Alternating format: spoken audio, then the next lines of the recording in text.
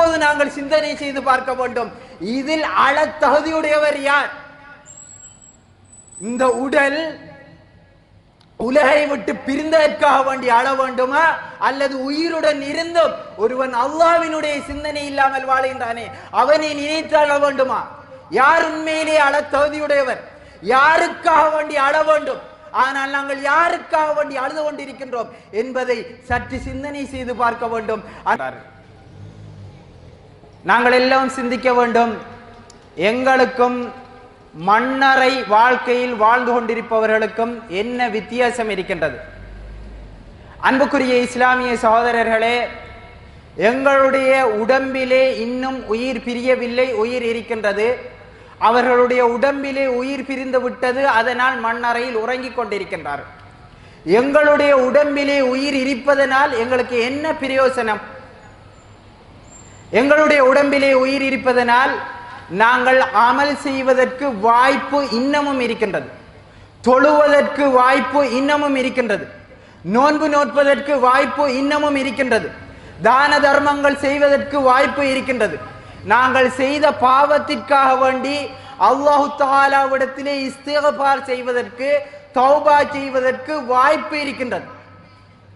அன்புக்குரிய இஸ்லாமிய சகோதரர்களே, ரசூலுல்லாஹி ஸல்லல்லாஹு அலைஹி வஸல்லம் அவர்கள் இதனால் தான் ஒரு சந்தர்ப்பத்திலே பின்வருமாறு சொல்கின்றார்கள்: வல்லதி யذ்குரு ரப்ப வல்லதி லா யذ்குரு ரப்ப கமஸலில் ஹய்யி வல் மய்யித்.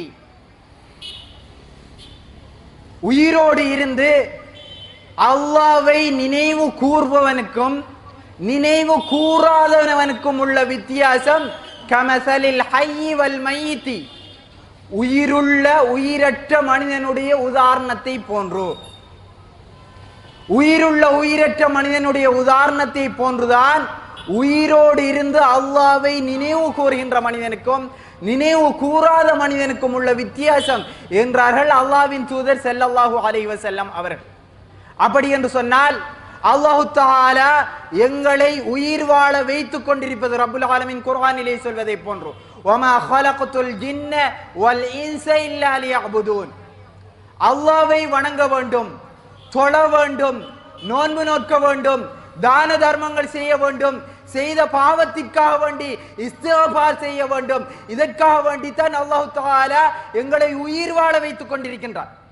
உயிரோடு இருந்தும் அல்லாஹ்வினுடைய அச்சம் இல்லாமல், அல்லாஹ்வினுடைய நினைவு இல்லாமல் எங்களுடைய மனம் போன போக்கிலே வாழ்ந்தால், மனிதர்களிடத்திலே நாங்கள் உயிருள்ளவர்களாக இருந்தாலும் அல்லாஹ்வினுடைய பார்வையிலே, தூதருடைய பார்வையிலே உயிர் இருந்தும் உயிர் இல்லாதவர்களை போன்றவர்கள் என்பதை நாங்கள் புரிந்து கொள்ள வேண்டும்.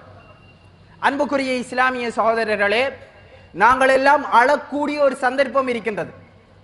எங்களுடைய நெருங்கிய நண்பர்கள், நெருங்கியவர்கள், விருப்பத்துக்குரியவர்கள் மரணித்தால் நாங்கள் எல்லாம் அழுவோம். காரணம் என்ன? அவர்களுடைய உடலிலே இருந்து உயிர் பிரிந்து விட்டது. துன்யாவினுடனான தொடர்பை விட்டும் அறந்தவர்களாக, துண்டிக்கப்பட்டவர்களாக அவர்கள் இருக்கின்றார்.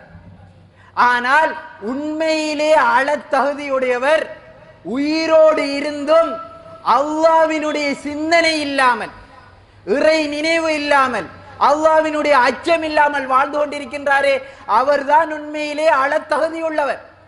காரணம் என்னவென்று சொன்னால், ஒரு மனிதனுடைய உடம்பிலே இருந்து உயிர் பிரிந்து விட்டால் துன்யாவினுடனான தொடர்பு தான் அவனை விட்டும் துண்டிக்கப்படுகின்றது. ஆனால் உயிரோடு இருந்தும் அல்லாஹ்வினுடைய சிந்தனை இல்லாமல் வாழ்கின்றானே, அவனுக்கு அல்லாஹ்வினுடனான தொடர்பு துண்டிக்கப்படுகின்றது. இதனால் அவன் அல்லாஹ்வை நிரந்தர நரகவாதியாக, அல்லாஹ்வினுடைய கோபத்துக்குள்ளாவனாக அல்லாஹ்வை சந்திக்கக்கூடிய துர்ப்பாக்கிய நிலை ஏற்படும்.